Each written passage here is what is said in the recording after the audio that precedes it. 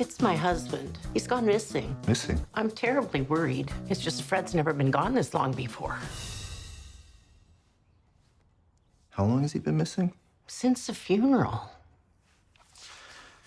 Well, I can start right away.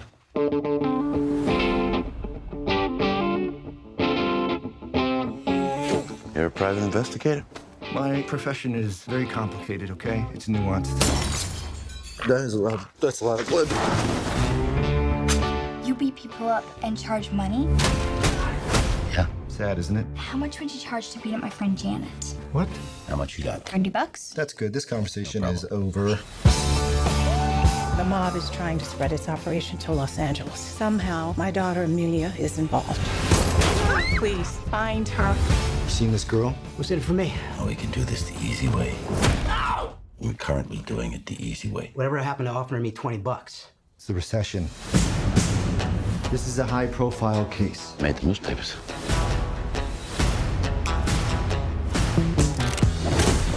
Where is Amelia? What the hell's going on? Oh, you know, there's a guy coming to kill us. That kind of crap. Hey, can you behave like a professional? I'm sorry.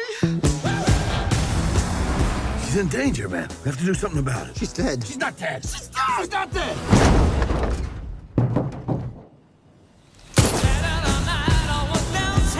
Why do you think everyone involved with this case is dying?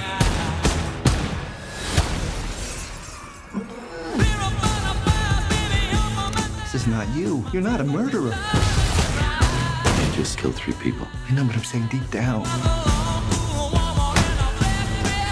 Look, if you come in here, you beat up on me. It's part of the job, I accept it. But what did you do? You pissed me off.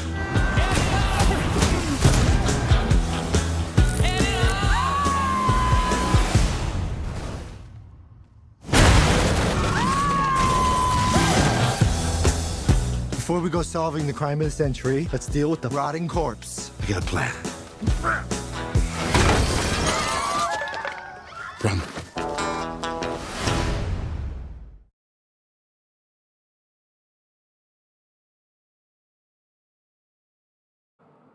Hey all, it's Chris, And I'm Jack. and we watched a movie. Again.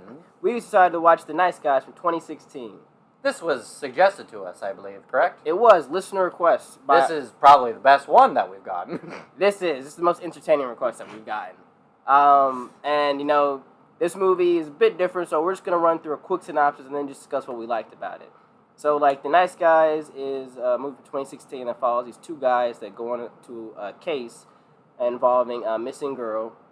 And as they get involved in the case, they get into all these random hijinks and adventures. It involves Ryan Gosling and Russell Crowe as the 2 lead investigators. And they're looking for a girl named Amelia.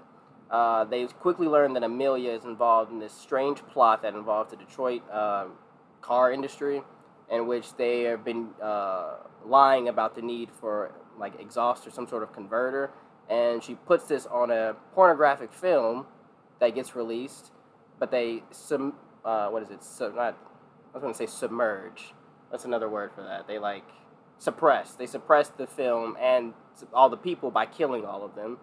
And these guys are trying to unravel this mystery throughout the movie. It's a really funny movie, despite how interesting this like case is. You know, I didn't realize how convoluted it sounded until you just said all that. Bro, I tried. It's like when I first tried to like describe Swordfish. Like, This seems very plot heavy, but it's really not. it's not. It's really a perfect movie. It's a movie that like if you took out all the jokes and everything, it'd be a solid noir movie. Where it's a good mystery. You don't quite know what's happening, but by the end of it, everything collides really well with each other. Like, you know, the smog and everything. Because like it's a part of history where like America was so covered in smog from all the fucking cars that they were like, hey, after 6 p.m., don't go outside or you'll choke to death. Haha. Haha. We're Zoomers, so we don't exactly remember this time in history, but if you're older than like 30, well, no, if you're older than like 40, you probably do. Older than 50, for sure you do. Oh, definitely, dude. There's another movie that goes into this thing called No Sudden Move. Have you ever heard of that movie? No. Really good movie, too. Like, kind of like this movie, but a little bit more serious. You should watch it sometime. Well, good thing, because this movie is not serious. No, exactly. At all. This movie's fun. It's a real fun time. Like, for example, one of my favorite scenes, just from the get-go, is, like, introducing us to, like, Ryan Gosling's character. He is taking a case from an old lady, and, like, she wants him to find her husband, and she's describing him and says his name, and Ryan Gosling sees on the mantle an urn with his name on it, and she's like, how long has your husband been missing? And she's like, since the funeral. And Ryan Gosling, being the upstanding detective he is, decides to take the case still. And I'm like, I love this character. He's a private detective, Chris. Yeah, he's a private detective. Uh-huh. Yeah.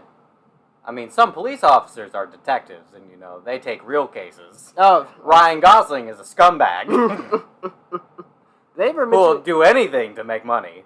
Yes. Yes. Did they ever mention if he used to be a detective or anything, or like a cop? I don't remember, actually. So many interesting things I'm starting to think about as I'm, like, looking at this movie. But, yeah, This movie is terrible. There are too many plot holes. It doesn't make any sense. Where's the motivation? It's convoluted. It's like, Me, Myself, and Irene, but, a stronger plot. Right, I actually know what the plot is. Mm-hmm. Plot actually matters?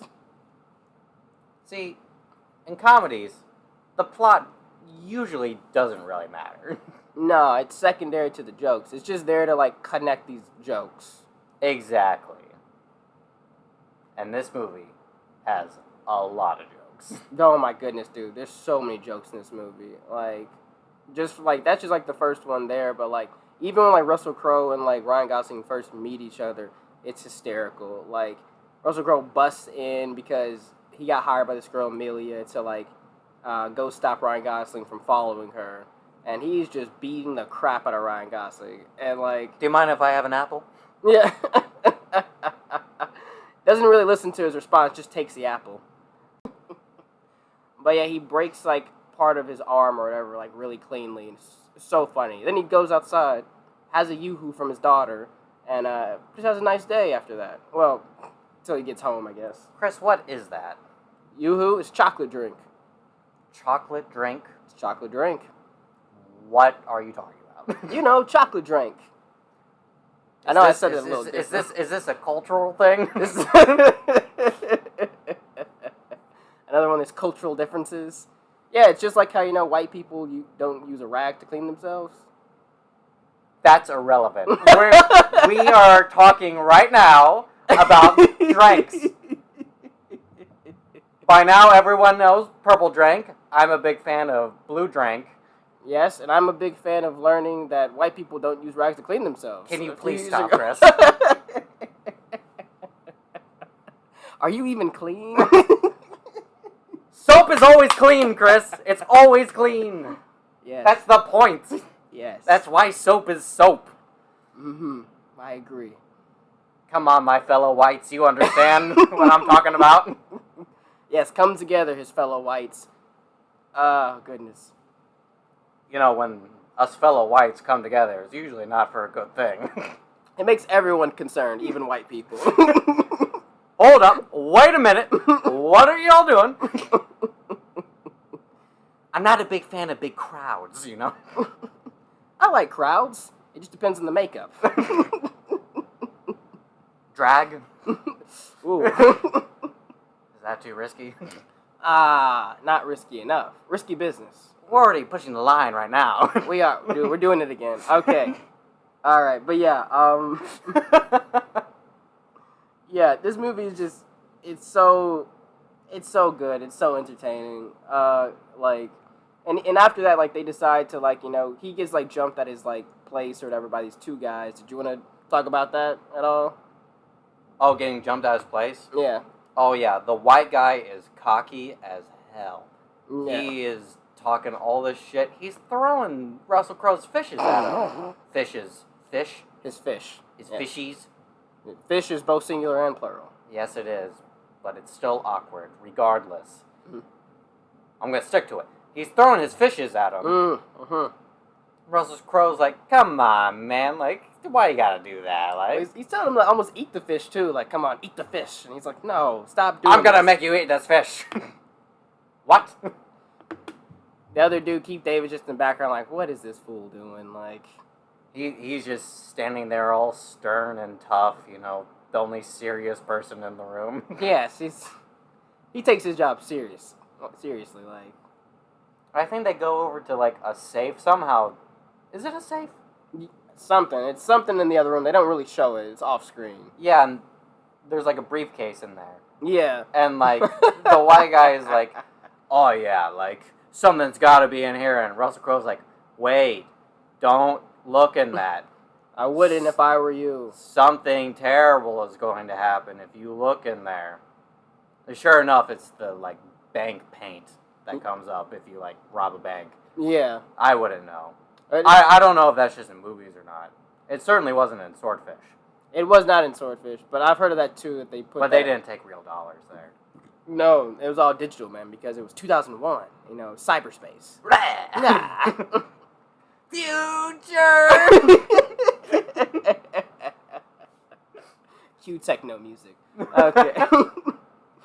That was also in Swordfish. It was. Oh my god. All the terrible techno music. Okay, alright. But yeah. Wrong film. Russell Crowe uses a clever trick to get away from them, grabs a shotgun and scares them off. He goes and hires Ryan Gosling in a very funny scene where, like, during the hiring, Ryan Gosling's daughter comes up to them and is like... It's at her birthday party. Yeah, they're at a bowling alley. At the bowling alley. Mm-hmm. Remember the good old days, Chris, when birthday parties were at bowling alleys? And not over Omegala or whatever the kids do nowadays.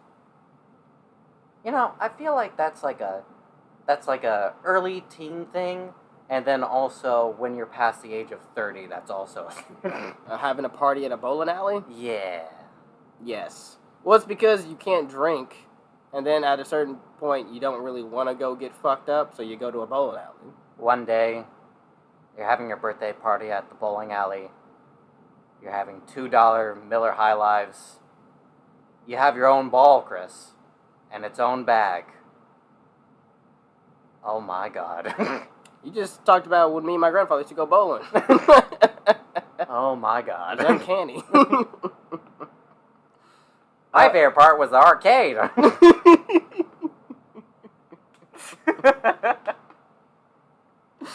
Oh god. Oh god. To this day, Chris, I own a switch comb from there. What's a switch cone? So you know a switchblade. Yeah. But instead, it's a comb. You also roll your cigarettes up in your sleeves? Don't you? No, I keep them in my waistband so people don't try to steal them. Yeah, stay away from my Lucy's. Exactly. Nice. Oh, God. But yeah, Ryan Gosling takes the case or whatever, and they start on this, like, crazy adventure, which we could delve more into, but it's kind of convoluted as they go in. It is weird and convoluted. Like, it's kind of hard to explain. I think at one point, a kid on his bike asked them to pay him to see his penis. Dick. Yes. Your word, not mine. Both words, yes. Yeah, it was because, like, after they, like, get some information, they find out that, like, Amelia's boyfriend worked on, like, a movie or something. He worked on, like, adult movies or whatever, and, like, the kid tried to, like, get a part in the movies, and, like, he was like, I wanted to show him my dick so I could get a part in his movie, but he was like, no. And then he's like, you guys want to see my dick? And they're like, no, get out of here. Like, $20. I already gave you $20. What am I saying? yeah, he's like...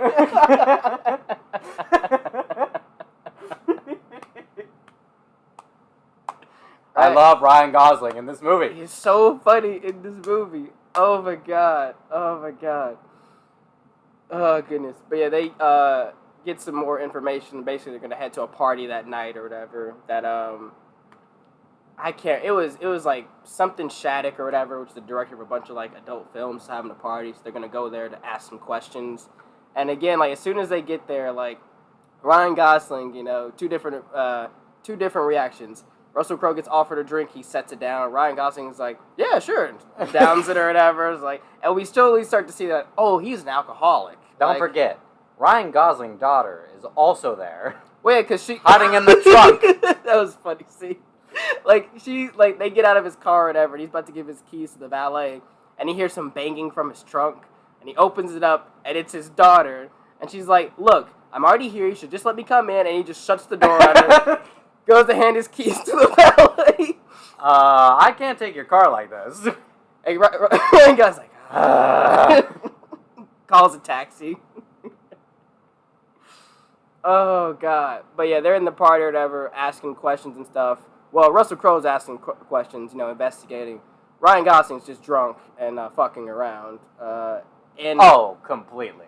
I wish I could recall his dialogue. Like, he's just talking gibberish to people, and it's so funny. Well, he has like that dyslexic talking where his words are all jumbled up together, and he doesn't know how to ask a normal question, and everyone is just like laughing at him.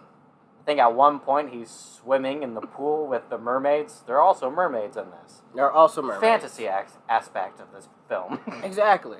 And then we realized the daughter somehow snuck out of the taxi and is at the party because Russell Crowe walks in on her and a bunch of people watching a pornographic film. And Russell Crowe immediately begins to try to beat the crap out of the guy in the room. And does. Yeah. Well, one punch from Russell Crowe, that usually does it. Well, it's Russell Crowe, man. Haven't you seen Russell Crowe get into fights? Are you not entertained, Chris? I'm very entertained by Russell Crowe. Of course. But, yeah, so he finds her or whatever, but he just kind of allows her to, like, stay, and he goes to go look for other stuff or whatever, and she's, like, investigating and doing a better job than either of these men. And she is so much more competent than both of them at investigating. Exactly. And it's one of those things where it's, like, she seems a lot more competent, obviously, than, like, Ryan Gosling, but even Russell Crowe was, like, playing this a lot straighter than Ryan Gosling. Like, she's just better at this somehow. Well, I mean, somehow it's just working. She just keeps asking questions to people, and she keeps figuring things out. Yeah, because she's pretending that like she's like Amelia's sister or whatever, and that does help her till a certain point. And that point being that some girl leads her to a limousine which has the white thug who has all that Blueface.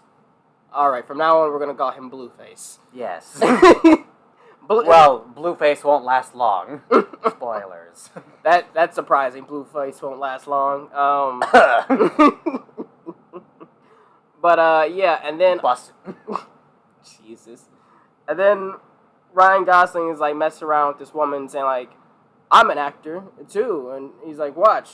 And he like pretends to get like shot by her until he falls over a railing and rolls down a hill and like loses his gun. And as he's looking for his gun, he finds a dead body at the bottom of the hill. He also finds Amelia.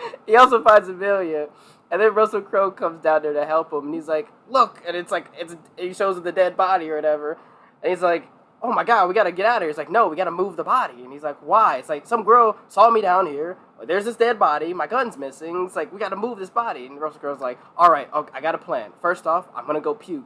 Then we're gonna move the body. they're like, good plan. They both puke. I'm not sure how moving the body helps in this situation.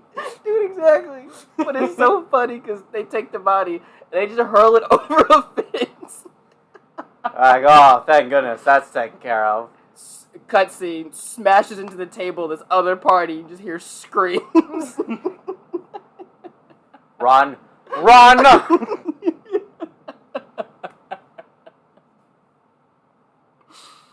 Oh God. They get back to the party and like Russell Crowe runs back into Keith David, who was like the black thug from the night before, and they start fighting, and then the daughter's being kidnapped, and Ryan Gosling goes after her, steals a car. Russell Crowe wins his fight with Keith David, and Keith David's like, look, you let me go, you'll never see me again. And he's like, all right, where you going? It's like, Michigan. It's like, that's far enough, all right. We'll see him again. We will. Oh my goodness! But now the chase is on. Like, the dude, Blueface, is after Amelia. She like ran away, and then Russell Crowe's after Blueface because he's got his daughter. And doesn't he get like, oh my goodness, Blueface catches up to the daughter and Amelia, but luckily he gets hit by a car. He gets hit by a truck. It's like a van, like a really big van. Uh-huh. And then like the van slows down, and like the girls go to run into it, and dude's like, "Oh shit!" And then he keeps driving. Got some real, some real. I know what you did last summer vibes from that scene. Reminded me of a scary movie. But yeah, and then, goodness, a really nice scene. Like, the daughter's like, hey, we need to help him. And Amelia's like, fuck that. That guy's trying to kill us, so we need to get out of here. Which I'm like, I agree with. I was about to say, you're just like her. Yeah, oh, you're gonna go help the person who's trying to murder you? Maybe not Blueface. Okay. Goodness. But yeah, and then Russell Crowe shows up to see that she's trying to, like, help him. And he sends her off to, like, go flag down a car. And he's talking to Blueface. And Blueface is like, ha ha ha. Man, we're going to kill all you guys. We're going to kill him, his daughter, you, everybody you care about. You're all going to die. And Russell Crowe's like, yeah, but, you know, you're going to die first. And, like, grabs a rag and puts it over his mouth and just chokes him to death. It's kind of hardcore for this movie. Very hardcore scene for this movie. But I like it. I think it was a good choice. It like really showed. It got real dark real quick. Got real dark real quick, and it really shows you who this character is. Like, you know, he's like a good person, but at the same time, he's willing to do some pretty dark things. Do anything. So yeah, so after Russell Crowe murders Blueface in cold blood. The cops show up and everything to take his body away, and they meet Amelia's mother, or at least someone who works for her, and they go to meet her mother. And apparently she works for the Justice Department in Michigan, and she's been looking for her daughter because she's in danger, and people in the government are after her because she knows some information that she shouldn't know. She knows too much. Exactly. Noir. The woman who knew too much. Or, wait, the man who knew too much? Is that a spy movie? I don't know what movie you're talking about. Man, we really don't know enough about movies. We really don't. Who would listen to this? Freaks. Ross. Oh, God. Okay. But, yeah, Amelia's mother hires them to go and find Amelia. And I do love this because, like, Ryan Gosling's like, this is going to be a lot of work. And this is a big job. And like you see her take it, I was like, I understand. I'm willing to pay top dollar. You see her start to write $10,000, and he's like, we won't do it for less than $5,000. And she just crumbles that up, rips it in half. It's like, right, 5,000. Ryan Gosling looks so proud of himself. He looks at Russell Crowe like, I got us, dude. And Russell Crowe's like, oh, nice job. I'm the top negotiator. Russell Crowe's probably thinking, like, I would have done this for, like, maybe $2,000. Like, oh, God. But, yeah, so they head out to go find Amelia, and they have a clue that they think that she's at a hotel. So they head to the hotel, and, oh, my goodness, this is two great, really funny things happen. They go to the bar or whatever, and they're, like, asking the guy if they've seen he's seen Amelia. And he's like, maybe you could refresh my memory. And, like, Ryan Gosling's like, yeah, sure, he'll refresh your memory. And Russell Crowe grabs... Well, it's more like, oh, yeah, he'll make it stop. Make what stop? And he, like, grabs him by, like, the tie or something, and just slams his head against the counter. Yep. Make that stop.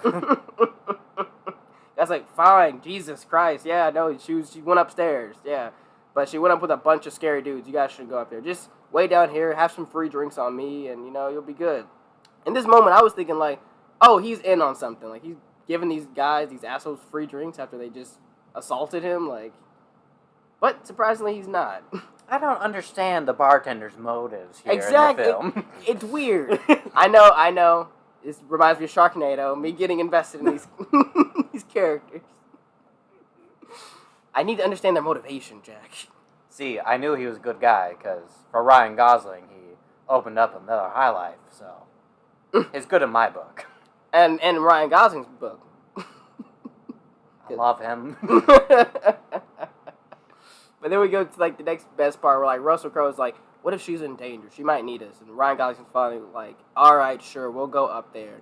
And they head up to the floor, and immediately as they walk onto the floor, they see a dude get shot, like, and die. And they just see, like, they hear yelling and stuff, and they immediately go back into the elevator and, like, hit the button to close the door. They're going back down, not speaking, almost like nothing had ever happened. Quick cut to them in the car, just speeding out. Just one thing, while they're going down, there's, like, a back, like, window to the elevator. Oh, yeah. And you just hear a window smash and see one of, like, the guards, like, falling. And I like this because it's subversion, because, like, you know, you usually would expect to see the beginning of the scene where whoever's attacking or whatever. But, like, these are our heroes. These are, like, our, like, windows into the scene. They're coming in halfway through, and they're like, no, we're not getting involved. This is crazy. And it's a very normal thing to do. I mean, you also expect your heroes to, you know, get in there and kick ass, and they're like, nope, I'm leaving. Like, this is a realistic kind of thing, like, where it's like, nope, not doing that. I feel like this is what you and I would do in this situation. Yes, this is exactly what... Jack, we're not, let's go jump into, like, a fucking murder spree. Like, we'll do something if we have to. Like these guys. I'm Ryan Gosling, aren't I? In this situation. Oh, yeah, no, definitely. You're definitely Ryan Gosling. Oh, no. Why are you always the good characters? Damn it! Morally good characters. Damn it! That is funny for a reason that not many people will understand. Damn it! This reflects really well on you. Better than it should. Jack, these stories and TV shows just don't, you know, reflect real characters well enough to really capture who we are as people, Jack. They only capture the outer lens of what we are and who we are. They can't see inside. Which one of us is Sydney? Jack, neither of us is Sydney. Jesus Christ. I know. We'll be lucky. I'm Stu. God damn it. Yep. Oh, God, am I Billy? Jesus Christ, no. I'm not. Surely, right? Maybe. I don't know. Me personally... You're more into the whole, like, movie thing than I am. I'm very... Yeah, okay. In that situation, I would be Billy and you'd be Stu, probably. It's gonna be a scream! Because these days, you gotta plan a sequel! We gotta do that. That's Halloween. Oh, Jesus. Okay. Alright. Plus, I'm taller. Yeah, that's true. Oh, my God. Alright. Okay, so, yeah, they're... Like you said, they're heading out. They're just zooming out in their car. And again, Russell Crowe's like, what if she's in danger and needs our help? And Ryan Gosling's like, what are you talking about? She's probably dead. Let's get out of here. And you just hear a thud on the top of the car or whatever. I don't know how this part makes sense. Bruh, it's like that scene from How I Met Your Mother where, like, Marshall jumps out of his window and lands into the back alley and goes to the bar. He made that part up. Just like everyone made this part up in the movie. It doesn't make any sense. Yeah, I see no fire escapes or anything. She just lands on the car. And then her immediate response when she sees them is to try to shoot them, which I guess I can understand. She doesn't know them that well, and people have been trying to kill her. Well, I mean, considering earlier, you know, Ryan Gosling saw her and was like, don't worry, you know, hello, like, I'm just looking for my gun, just give me a second, like... Well, that and he was, like, following her at the beginning of the movie. That is also true. So I can understand her doing this. But yeah, but the recoil messes with her and she flies off the back of the car and knocks herself out. And they're like, huh, lucky us. And they just pick her up, put her in the car, and they tell her mom that they they tell the mom's assistant that they found Amelia or whatever, and they take her back to their place. And Amelia drops the whole thing on them, like how her mother, though she works in the Justice Department, is like, you know, corrupt and is like helping out the like car companies hide that, you know, their exhaust systems have been polluting the air of, you know, the country, and that she talked about all of this in her pornographic film that she made. It doesn't sound very good coming from her. Especially because she's like, oh, like, it's the system, man. Like, the man is trying to keep us down. Like, well, of course, like, it is like, she's like, you know, this like teenage girl basically that's talking about the man and the system, and like she's like a hippie. Like, Ryan Gosling doesn't believe her at all. Like, he's like, she's crazy. Like, once again, love that. They walk out there and he's like, she's insane. Yeah. Russell Crowe's like, I don't know, maybe. He's like, no, come on. That story, it's ridiculous. Why would her mother be trying to kill her? And, like, Ryan... Russell Crowe does this whole story where he's like, well, you know, there's, like, this time where, like, you know, a guy, like, was, like, got into a car wreck, and then he saw President Nixon come out of the car and help him or whatever. The guy wasn't President Nixon, but, you know, from his perspective, when he was dying, he thought he was, but he wasn't. And Ryan Gosling says, so you're saying there's, like, two sides to every story? He's like, yeah, just say that. Why'd you do that whole story? Why'd you give me the whole story? It's just, that's the point. Say that. He's like, what, you didn't like my story? And he's like, I mean, like... That's when I realized that I was Ryan Gosling.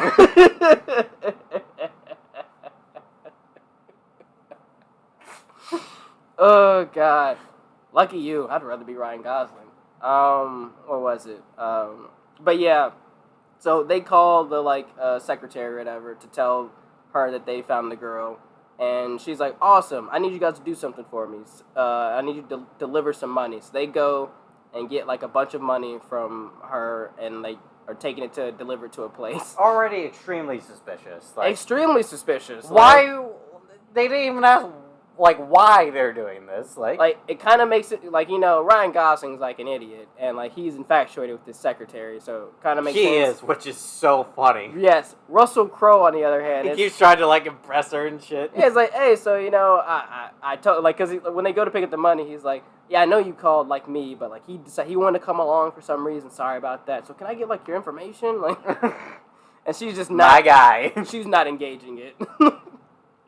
But, dude, in one of the next best scenes, they're, like, driving off or whatever to, like, deliver this money.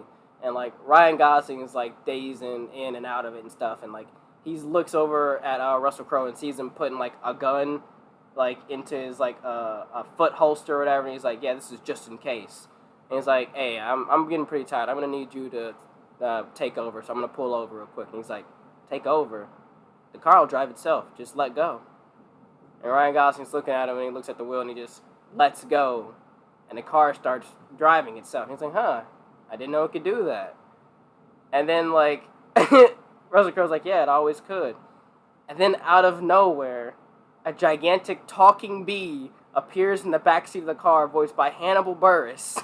Smoking a cigarette. Smoking a cigarette. I think talking about the air quality. And then you just hear Russell Crowe yelling, like, wake up!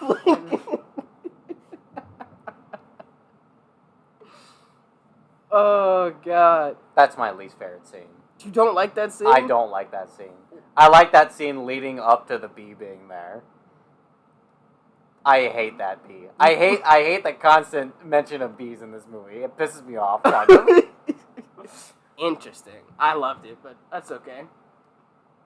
It just seems so stupid to me. Like, this is completely unnecessary. I know it's a comedy movie or whatever. Some people are gonna find it funny, but I did not find this scene funny, like, at all. That's fine. I know it could feel like a tonal shift for the movie, but I liked it because it was out of nowhere. The most surrealist element of this movie was Amelia falling onto their car up to this point. And then all of a sudden, he's dreaming and all this weird stuff is happening. It's like... That's a good point. Her falling into the car is more unbelievable than this. Because this is a hallucination. That actually happened. Well, that's a dream. Exactly. Are dream and hallucinations the same thing? Oh, similar. I'd say it's closer to, like, it is a dream, but the fact that he's dreaming about what's happening right then kind of makes me border into hallucination. But whatever, dream hallucination. It's not real. Chris, what are dreams? No, we're not doing Inception. That's not today. Not yet. Not now. So they figure out that after they crash, that the bag is full of fake money and it's a trap. So they head back to the... It's a trap! It's a trap. So they head back to the house. They find that there's this guy there, the assassin from earlier that was murdering all those guys, has come to take care of Amelia and all of them. But I don't know who this actor is, but he looks so much like an assassin, it's scary. yes. Like, actually, when I saw him, I was like, oh, he's gonna kill someone, like. Well, he looks like a CIA assassin or something. Like, he looks like a double agent or all that stuff. Like, Great casting, whoever that guy is. can't think of his name. He used to be on a show called White Collar about a thief who goes straight to help the cops or whatever. You know, one of those millions of random police procedurals. You remember the guy in Austin Powers who had the mole? Yeah, Fred Savage. Yeah, he kind of looked like him without the mole. With longer hair, though. And better looking. And better looking. Yeah. The better looking part is why he looks like a killer, am I right? If looks could kill. Oh, God. All right. So much editing.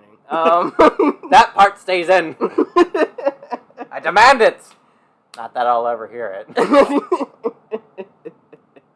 Jack, you gotta listen to an episode first before you can demand things to stay in. Damn it. How is that fair? It's completely fair. All right. Damn you. So he's trying to kill the girls, whatever, that are there. It's the daughter and her friend. And Ryan Gosling and Russell Crowe show back up and start, getting into it with him. Amelia dips because that seems like a fair response to, the house being shot up. And the cops start to show up, so the assassin runs off. And in a scene that I find very funny, Amelia walks onto the street and sees a car coming. And she's, waving it down, and she asks for help. And it's the assassin. He's like, oh, it's my lucky day. And he just shoots her and drives off. What a guy. It's too good. Too good. So they're all, defeated. Ryan Gosling's house is destroyed. And he's willing to just, say screw it or whatever. But luckily they're able to piece together because, the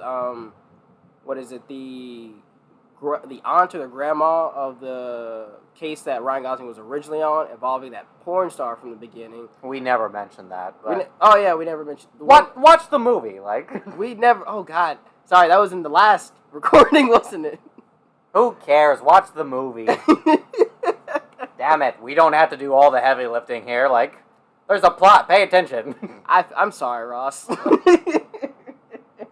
No, Ross. Fuck you, Ross. Watch the movie. So luckily this woman comes that was part of one of Ryan Gosling's earlier cases.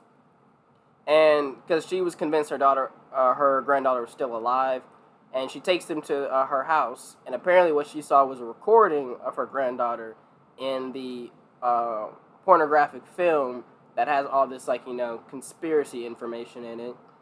And they realize that another kid from earlier has the film and is planning on showing it at the car expo later that night in LA. Somehow also, though, what was it? The Justice Department goons also figure this out, and that the guy's gonna try to show it at that performance. I don't know how they figure it out, because they have a bunch of people there ready to find him and stop him from showing the movie. They're just smart. They're just smart. I mean, they're just figuring things out, Well, no. There are a lot of loose ends, Well, see, it makes sense that Ryan Gosling and Russell Crowe figure it out, but not that the bad guys figure it out. Well, I mean, they know that they haven't killed everyone involved yet.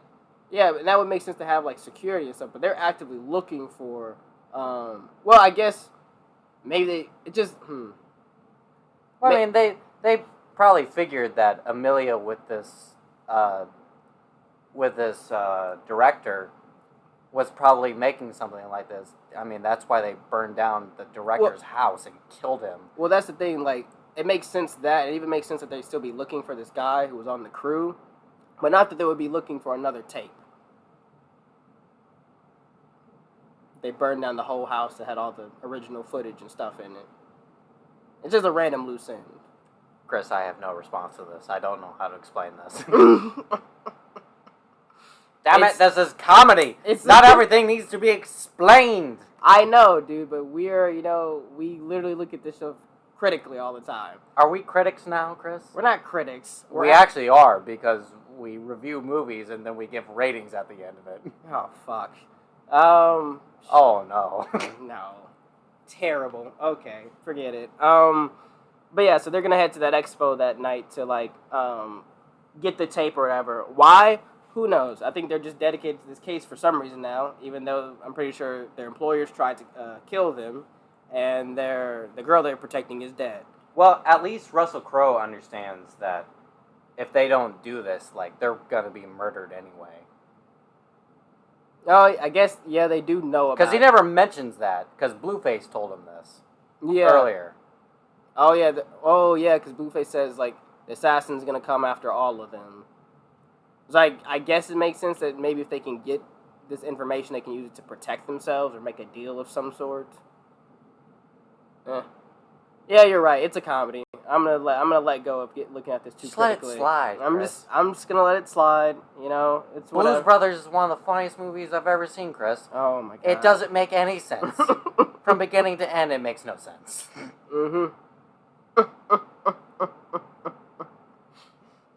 So yeah, they're there, and they head up to like the showing area because the guy's a projectionist, so like he will like project the film. They're looking around like the projection room for the film when the secretary comes in and like pulls a gun on her. Yeah, he is still hitting on her like actively when she has a gun on them, and it's like, come on. And then like someone knocks at the door, and like Ryan Gosling's like, oh, I wonder who that could be. And she turns around, and Ryan Gosling drops to the floor to go to Russell Crowe's leg to grab his gun. And you just see him like pulling up his pant leg, looking around like, where's your gun? What are you doing? He's like, your gun, you know, the one that you keep in your ankle holster? He's like, what? I don't have an ankle gun. Yeah. It's like, but you showed me. And he's like, wait, was I asleep when that happened? You were asleep when that happened. And then they let in the like bellhop, and it's like the daughter, and the daughter grabs a container of coffee and throws it at the secretary, and it's cold. And she's like, the secretary's like, why did you do that? She's like, I thought it was hot. And she's like, get over there. And she's like, oh god, she's just like so pissed. And luckily the coffee got all over the floor, so she slips on her heels and like knocks herself out. Yeah, she like hits the end table with her head and knocks herself out. Oh, incredibly lucky things happen to our main characters in this story.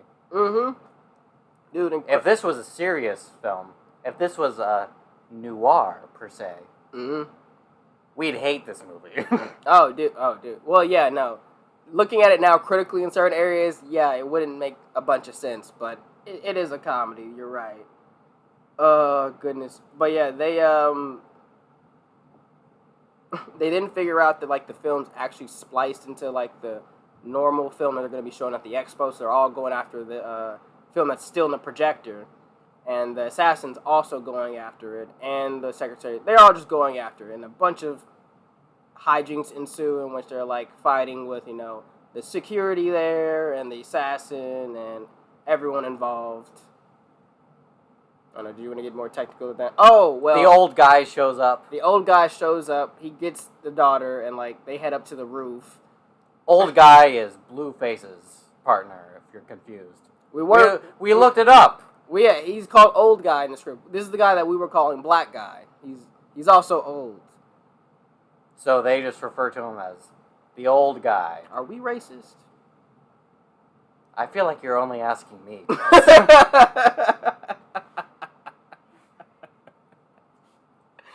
So Old Guy takes them to the roof, and Ryan Gosling shows up, and he's like drunk, and the old guy's like, "Oh my god, you drunk piece of shit! Why are you messed up? Why'd you bring your daughter here?" Like he's like, "I didn't want to have to kill a kid. Like this is messed up, man."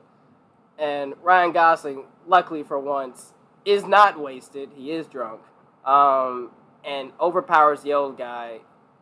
Gets his gun. You mean he's sober? No, he's drunk.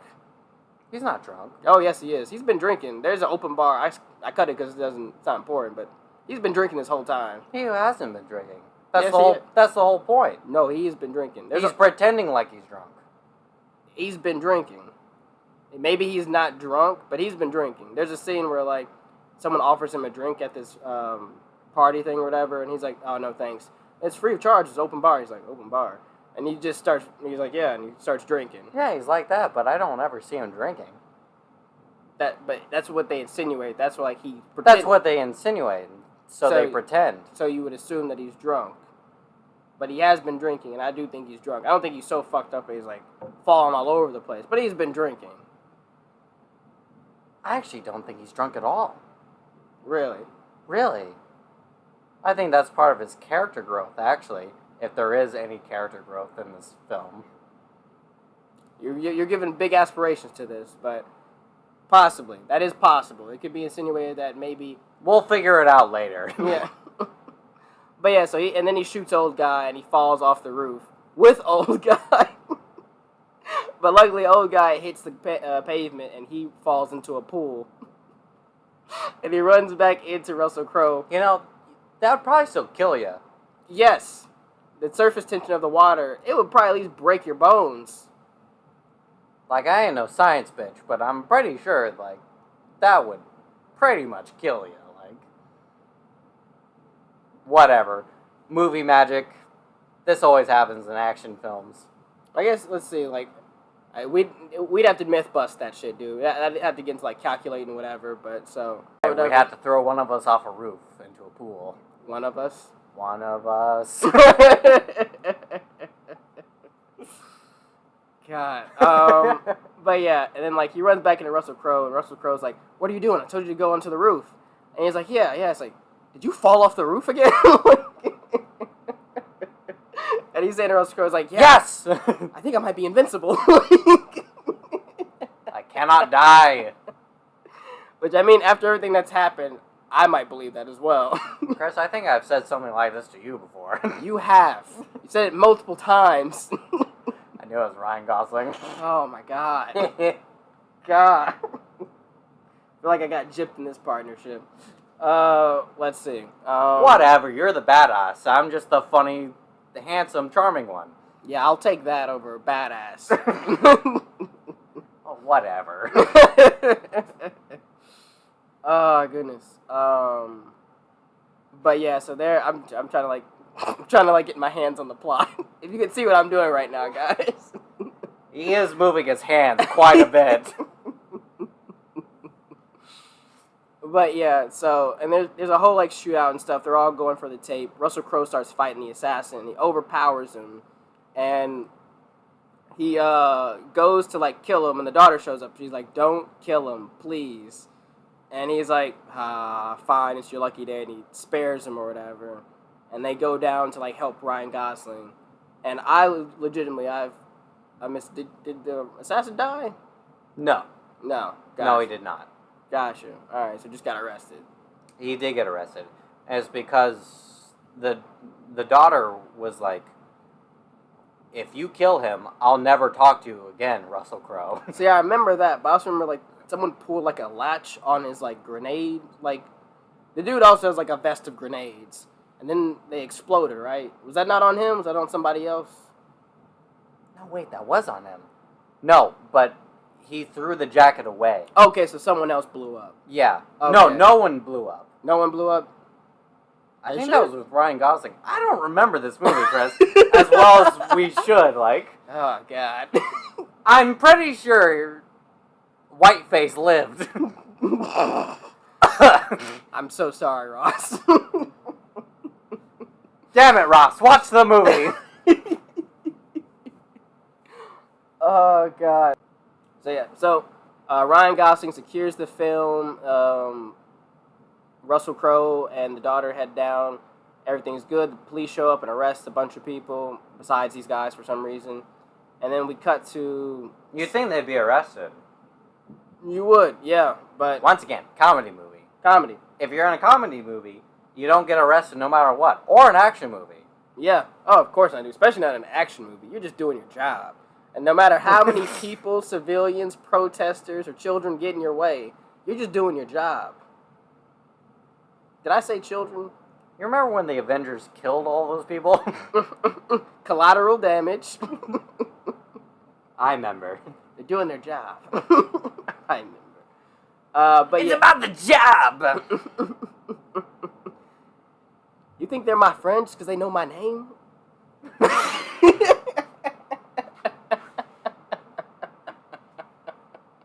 Love that. Love that so much.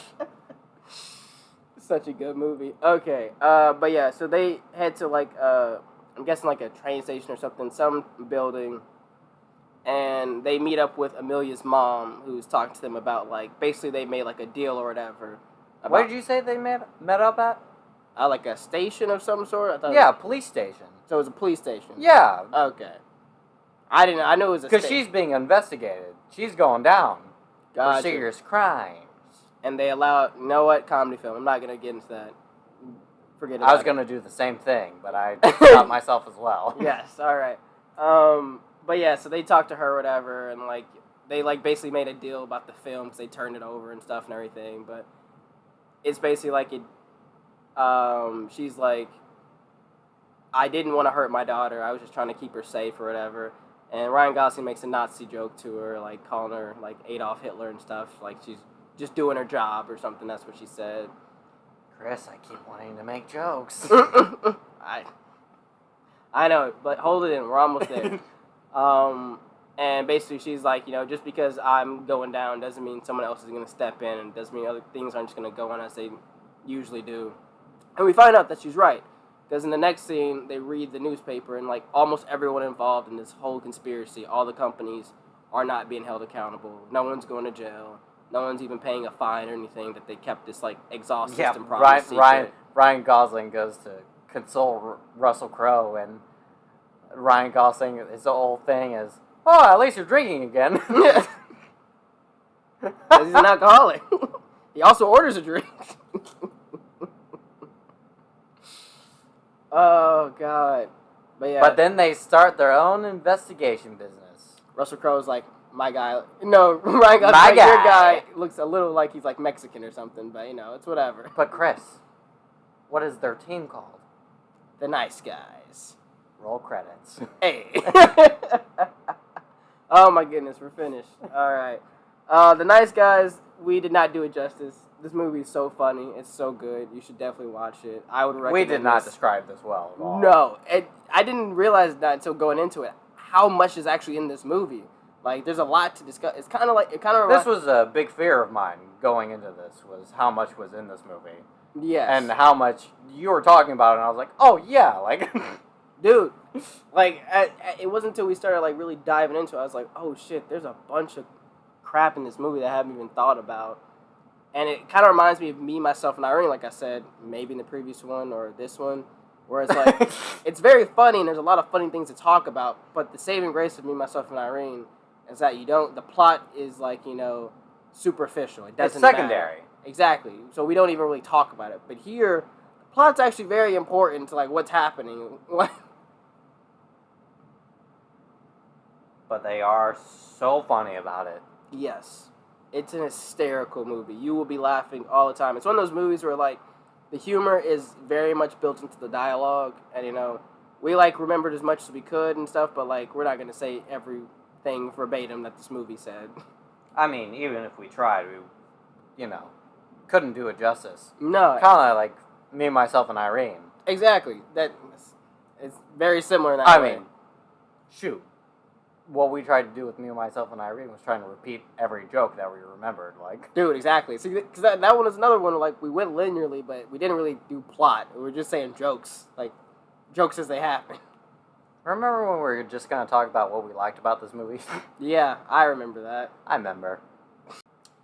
So, what would you rate it? What would I rate it? Mm-hmm. I think I'm probably going to give it, like, an 8 out of 10. 8 out of 10? I think I'd go 8.5 out of 10. I mean, it's just such a great comedy. Like, yes. It's so funny. I absolutely recommend this movie. Once again, this is by far the best movie that has been recommended to us to review. Oh, definitely. Like, no offense, The Shining. I mean, yeah, The Shining, but everyone knows The Shining is so good. Yeah, this one's like a sleeper kind of movie that like not a lot of people know about, surprisingly. Except you didn't know why The Shining was so good. God damn it. But yeah, so as always, there'll be a link at the bottom of this podcast for you to submit suggestions for movies. I usually try to keep a tally in my head of where we are with suggestions. Don't have that on me at this moment. Might be like a month and a half to get to something. But still send in those suggestions. Why not? Yeah, shoot, we'll do it. We've done all of them so far. We have. Amazingly, we've not skipped over any of them. No, we haven't. We did Hell Comes to Frogtown, Chris. We did. With a name like that. Though the movie was what it was, I appreciate watching it. It's one of those movies that's like, it's the first time I've ever watched a movie like that. I can't believe it's a real movie. It felt like they tried to mix TMNT with like a porno and like just didn't get the good parts of either. I definitely didn't finish. The movie. No, I finished the movie. God damn it. Well, I'm definitely putting explicit on this podcast. There was barely any cursing. We said porn like maybe once, I think. Maybe twice now. Maybe. But yeah. So yeah, also go rate us 5 stars on Spotify, Google Podcasts, Anchor, maybe Apple Podcasts at some point. Or don't criticize us. Or I guess criticize us. Don't We can criticize. take the heat. As long as you watch listen to the episodes, honestly. As long as you're only criticizing him and not me. Am I right, guys? Alrighty then. Alrighty. Well, as always, I'm Chris. And I'm Jack. And we watch movies. Sometimes.